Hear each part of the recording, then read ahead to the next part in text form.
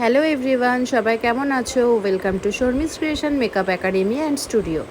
আজ আমি তোমাদের কাছে কিছু রিয়েল ব্রাইডের পিক আপলোড করছি। অনেক সময় তোমরা বলো যে সবসময় মডেলের পিকই আমরা দেখি, রিয়েল ব্রাইডের পিক দেখাও। তো এই জন্য আমি তোমাদের কাছে কিছু ছবি শেয়ার করলাম আজকে, যেগুলো একদম রিয়েল ব্রাইড। তো এখানে আমি অনেক ব্রাইডালের পিক দিয়েছি, বাট এক একজন ব্রাইডের এক এক রকম ডিমান্ড থাকে। যেমন কিছু ব্রাইড থাকে খুব সিম্পল লুক পছন্দ করে, কিছু ব্রাইড থাকে যে আমাদের একটু গ্লসি লুক চাই। তো অবশ্যই তার স্পেশাল ডেতে তার মতন করে সাজানোরই আমি চেষ্টা করেছি, আর সব কিছু ছবি তোমাদের সঙ্গে শেয়ার করলাম। কারণ তোমরা আমাকে অনেকবারই বলেছো যে রিয়েল ব্রাইডের পিক হলে তোমাদের দেখতে সুবিধা হয়। আর তোমরা এখানে যে ব্রাইড দেখছো বেশিরভাগই দেখবে যে আমি খুব সিম্পল লুক দিয়েছি, কারণ রিয়েল ব্রাইড যারা আছো তারা সবসময় আমাকে বলো যে সিম্পল একটা লুক দিতে, যার আই মেকআপটা একদম একটা নিউড আই মেকআপ হবে, আর বেসও হবে খুব লাইট, বাট একটু ফ্ললেস থাকবে। তো সেইভাবেই আমি সব ব্রাইডদের রেডি করেছি। যেহেতু তার স্পেশাল ডে, তার কথাটা তো আমাকে মাথায় রাখতেই হবে। এখানে আমি আর একটা কথা বলে রাখি, অনেক ব্রাইড বলে থাকো যে আমরা মাথায় পাটাশি পরবো না, তোমাদের যেমন গোল্ডেন যেটা হয় মাথার মধ্যে মুকুট টাইপসের সেইটা পরবো। বাট আমি একটা কথাই বলি, বাঙালি ব্রাইড বা বাঙালি বিয়ে মানেই কিন্তু এই মাথায় পাটাশি। এটা ছাড়া কিন্তু সত্যি কথা বলতে বাঙালির সাজটা পুরোটাই অসম্পূর্ণ থেকে যায়।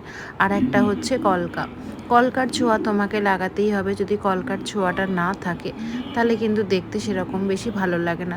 অবশ্য আমি এটা আমার নিজের মতামতটা তোমাদের সাথে শেয়ার করলাম। তো তোমরা অনেকেই বলেছো যে মডেলের পিক দেখলে তোমরা বুঝতে পারো না যে রিয়েল ব্রাইডের সাজটা কীরকম হবে, মডেলের মতনই হবে কিনা। তো সেই ক্ষেত্রে বলে রাখি, মডেল হোক বা রিয়েল ব্রাইডই হোক, সবার জন্যই আমি একটা কথাই বলবো যে স্কিনটাকে প্রিপারেশন করা। আমাদের যারা মডেল আসে সাজতে তাদের কিন্তু স্কিনটা তারা যথেষ্ট যত্ন নেয়, স্কিনটা প্রিপারেশন করে নেয় আগে থেকে। আর তোমরা যখন তাদের মেকআপটা দেখো ভীষণ ফ্ললেস লাগে দেখতে। এমন আলাদা কিছু নেই যে তোমাদেরটা লাগবে না বা মডেল হয়েছে বলে এরকম ফ্ললেস স্কিন লাগছে। শুধু একটা কথাই বলবো যে তোমাদের স্পেশাল ডের আগে তোমরা স্কিনটাকে প্রিপারেশন করে নাও ভালো করে। অন্তত মান্থলি একটা ভালো করে স্ক্রাবিং করে নাও। কারণ দেখো, যদি তোমার স্কিন ড্রাই থাকে বা স্কিনের কোনো জেল্লা না থাকে, বা অনেক সময় পিম্পলসের প্রবলেম হয়ে যায়, দাগগুলো থেকে থাকে, তাহলে কিন্তু তোমার স্পেশাল ডেতে যখন আমরা মেকআপ করতে যাব তখন কিন্তু সেইভাবে তোমরা যেরকম চাইছো বা আমরা যেরকম মেকআপটা চাইছি সেই রকম 100% তোমাদের দিতে পারবো না।